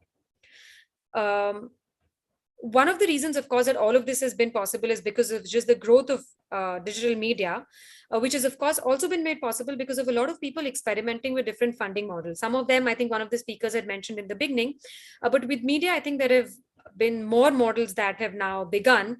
Of course, there's the subscriber only model where everything is behind a paywall with a couple of free stories that you get. There's, of course, like private equity coming into media organizations to support their work. And then there's, of course, non-profits, and there's, of course, organizations that work on a model where they're asking readers to give in as much as possible because they want to keep media free, news independent, and in the public interest. Yeah, please continue. Yeah. Continue. Sorry. So no problem. That's fine. Yeah. So that's, of course, those models have helped get more journalism out there, get more organizations out there doing this kind of work. But what's also, I think, happened along with this is what I think one of the speakers had mentioned in the past is fake news, misinformation, disinformation. All of that has also cropped up as fast as the growth in, and probably faster than the growth in news media. So I thought it might help the students to know a couple of handy tricks when they look at news to see whether it's true or not. If they get a WhatsApp forward, how can they quickly, make up their mind on whether they should pay attention to this or whether it needs more checking, and how they can do some basic checking without the help of, any media organizations. So one is, of course, basically they should look at the source. So often what happens is when you see a link, the name of the organization is either very funny, it's something you've never heard, or it's something that's very similar to an actual organization, but it's slightly different. So that should raise a red flag in your mind immediately, and you should look up and see where is this coming from. The other thing is looking at the name of the author and seeing if you recognize it, if you can find other articles by the author and what kind of stuff they've reported on and written on before. That's another thing that can help you understand how credible that piece of work is. The other thing on WhatsApp often happens is there'll be this huge long text which says something, and there's a link at the bottom of it, and most people readily believe that the link says exactly what the message on WhatsApp says. But if you actually go to that link, it will say nothing close to even though that WhatsApp message is saying. So another way is to check everything that is sent to you. Don't just go by what's written, but check whether their sourcing is accurate in that particular message or not. So that's another tip that they can use. The other is to look at whether a story has all sides, or is it just written in one particular slant and you don't really know what the other side is thinking. That's another red flag on that piece of news. It might not be fake, but it might not give you the whole picture or the context of an event or of some news story. And of course, if you're not able to yourself verify any of this, there are a lot of organizations now that have started fact checking. One of my sister organizations, India's sister organization, is Fact Checker, which checks not social media forwards, but comments and statements that public officials make, and checks whether they are accurate or not. So it basically tries to improve the political discourse that we have, which is often just, statements made without any basis in fact or data. So they try to check that. There's another organization called Boom, which does a lot of work checking social media forwards, news stories, and often even reputed media organizations fall into this trap of reporting things that are not true or just taken from some social media handle. So they check a lot of all this, and students can of course go to these organizations and see whether what they're looking at is true or not. And it is a real problem, because in the survey that I had earlier mentioned, the Reuters survey, 57% of the news consumers said that they were worried whether the online news they're looking at is real or fake. And they were concerned whether it was partisan, whether it was poor journalism, and whether it was false news. So this is something that all of us probably, even as media educators, that's something you should include in your coursework, as to how to sort of fight off this misinformation, fake information barrage. And two things that I would leave everybody with is, one, of course, that everybody, I think, should change their mindset to start paying for independent news for media, to keep it looking at public interest rather than any other interest. And the other, of course, is to become fact checkers yourself in whatever level you can, not to forward things without fact checking, not to become swept in this viral message that happens on social media. So I would leave you with those two thoughts. Great. Thank you so much for having me here. A lot of area covered, and the last part is also very interesting. Apart from the data visualization, which very important points, but last part on crowd red light, what should I say? Red flagging the false content. I do not want to use the word fake news, obviously, because if news not fake, if it is fake, not news, but false content. Very rightly said. I would like to mention to all present here that Global Media Education Council recently had a meeting with 22 partners, including UNICEF, UNESCO, Alt News, Social Media Hoaxlayer, Press Club of Calcutta, Press Club of Dhaka, and 10 universities of South Asia. They are deans of media together to discuss how can we generate an all India movement, particularly starting from university campuses, against false content, false information, and how individual learners and mentors themselves can identify fake news to an extent. We'll also use Google and Facebook in that initiative. Thank you very much for flagging those out, and particularly that you are saying out of your experience, actual experience of implementing and doing that. In India, SPEN has been doing a fabulous work. Initially I thought it was all about business, reporting or business articles. Now I know the wide scope and coverage of it. So thank you very much for your presence at this hour on a weekend. Thank you very much. The host, are you ready with the short video? If so, kindly show. I have the video. She has sent it to me, so I can play it. But before playing the video, I will like to thank Ms. Shreya Khaitan, because your speech was really comprehensive, and it is very helpful for our students to know about the way in which digital platforms are working, especially in the domain of news, and providing developmental news, providing news which actually matters the most. So thank you, Shreya, for agreeing to be a part of this. Thank you. Thank you, Now I'll play the video. Just 1 minute. It would be great, Shreya, if you could share a small write-up on summarizing what you have said, basically, at a different time, because we are coming out with a book. We are coming out with the book later on. That's why for that. Thank you. Thank you. Yes. I'll share. Yes.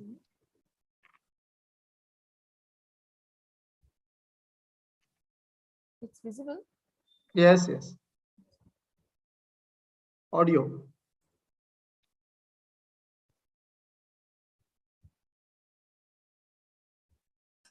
So Shweta ma'am, you'll have to reshare it with system audio. Can the host not do it? I can see the host. Because is it not? No, you are mute, Sushmita, and the system audio is required. Actually, Okay, every day the host does. I don't know what happened today. Okay, just a moment. I know what happened.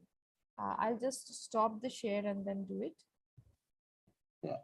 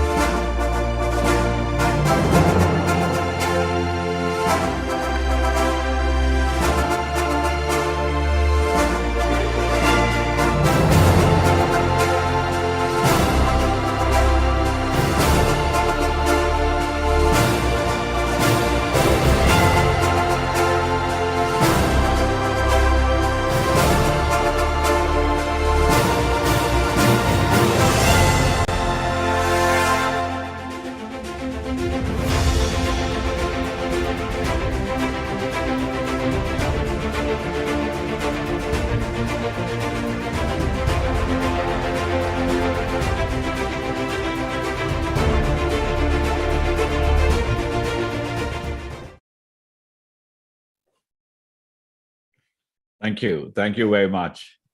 At least Thank you. congratulations, sir. Yes. Thank you. And right now I would ask, Sushmita, your voice is not coming. I would ask Professor Dr. Aman Vats to give the closing address. What should I say? Like right from the beginning, it has been a very pleasant. Outcome, summarizing the entire thing, sort of outcome. Yes, sir. Yes, sir. Yes, sir. So I was saying that right from the beginning, it has been a wonderful session.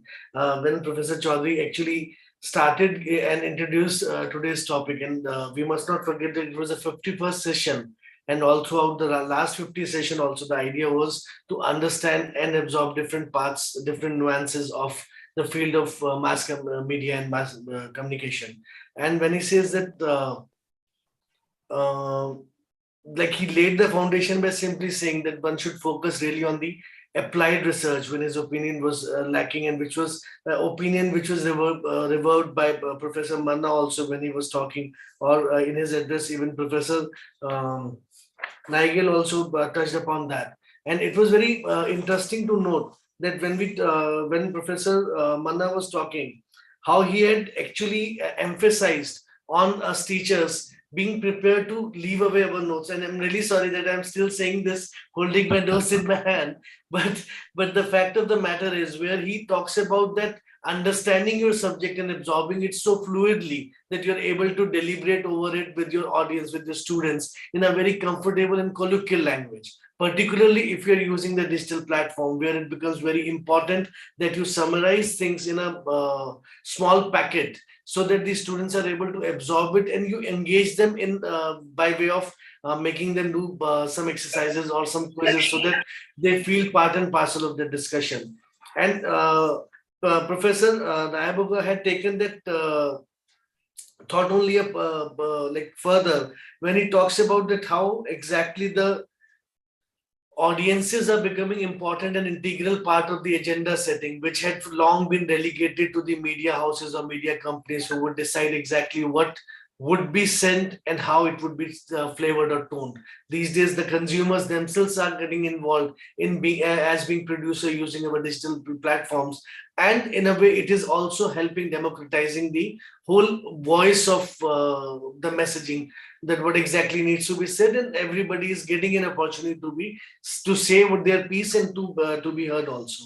And best part in that is that when we move further in that direction and we come to Sunil sir, though he in his hurried address Though I wished I would have had the opportunity of a longer listening by him for a longer duration. He also talks about that how exactly these days even industry is focusing on picking up industry ready graduates, and more so with this digital format coming in, digital media coming in, it becomes even more important that that digital readiness is maintained, so that the students who graduate are are able to deliver their process nicely. And same thought when we reach out to Ms. Khaitan gets reverbed, where she says that the students need to be not only storytellers but effective tool handlers also.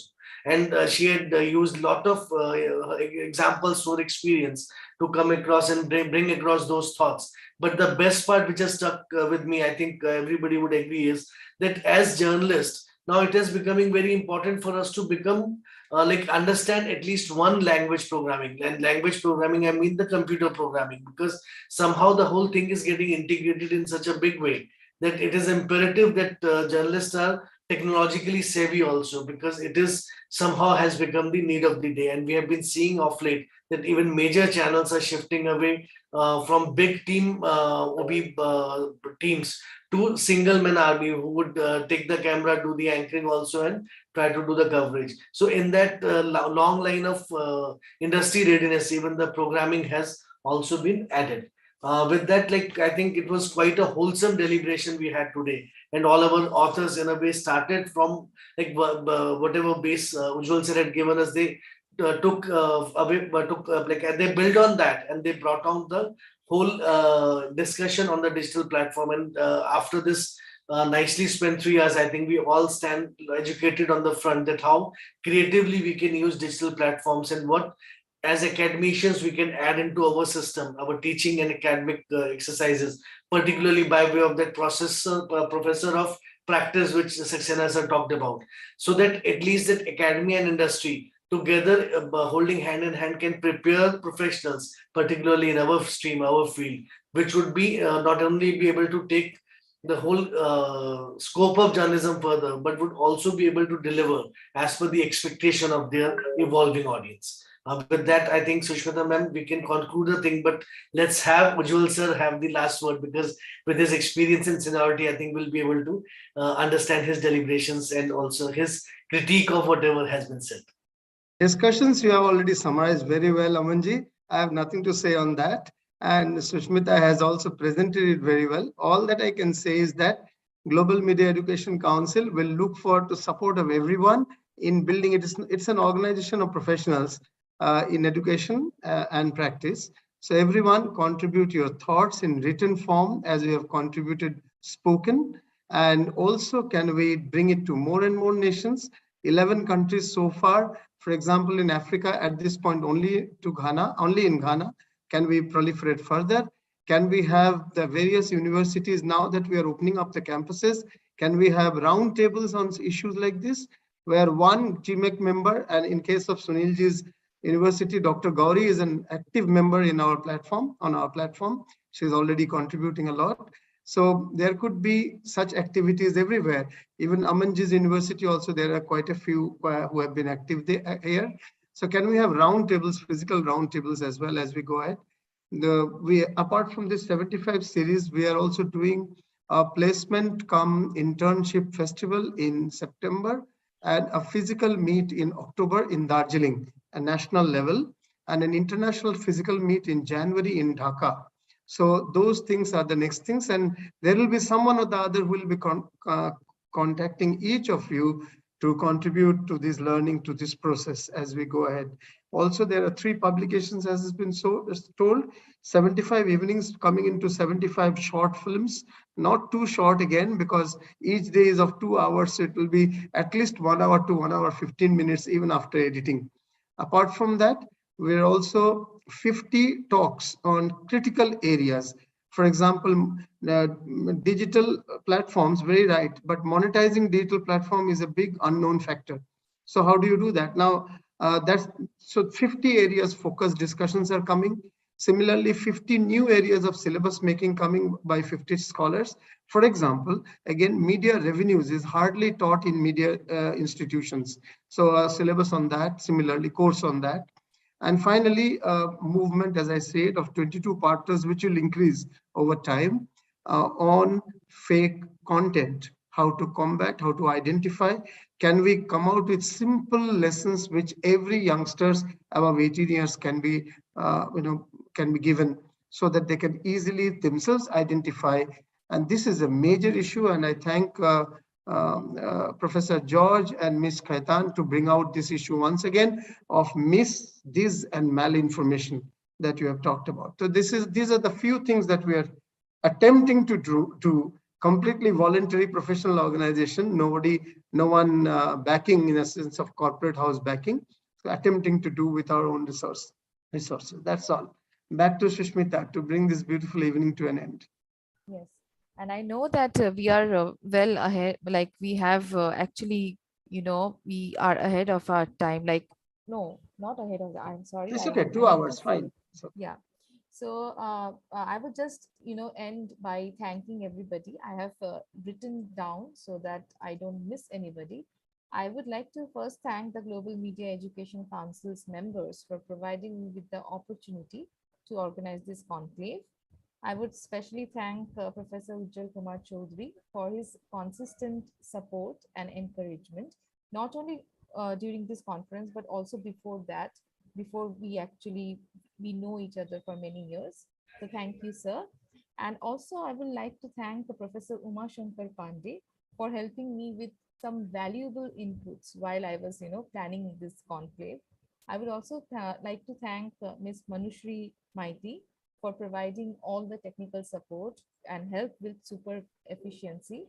I would also like to thank firstly the session chair, Professor Aman Vats, for agreeing to chair this conclave. I'm very happy to have met you, sir, here.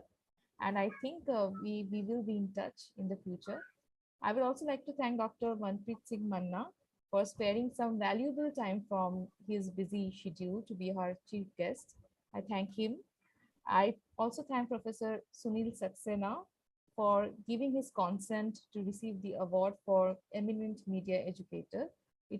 I'm very happy to meet you, and also I will definitely stay in touch in the future.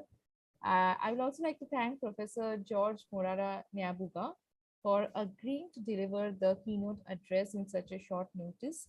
I'm very happy to have met you, and also your keynote address actually let us know about the way in which the media is working all over the world, and specifically in Kenya. And of course, last but not the least, I would of course like to thank our corporate speaker, Ms. Shreya Khaitan, for her important and valuable inputs regarding the ways in which news and information platforms work. She really comprehensively gave her talk, and definitely has helped the students for sure. So I would also like to thank the audience who have patiently listened to us for the past 2.5 hours. So thank you, everybody. I think I have not missed anybody. Thank you, everybody. Thank you very much. And bye-bye. Good night. Thank you very much. Thank you. Bye.